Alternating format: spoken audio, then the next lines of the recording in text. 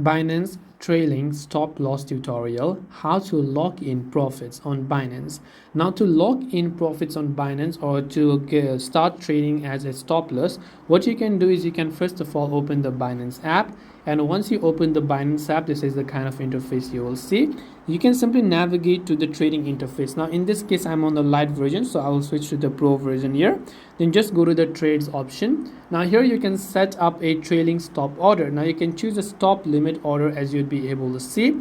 Then you can enter the trailing amount in percentage or fixed amount that you want to stop the trail behind the current price.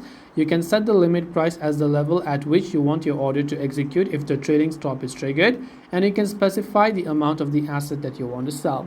If you want, you can review and monitor the market as well. Now the key points here is that trailing stop adjusts as the market price increases, the stop price trails behind it by the set amount, helping to lock in profits. Market fluctuations: if the price falls by the trailing amount, your stop loss order is triggered, selling your asset at the limit price.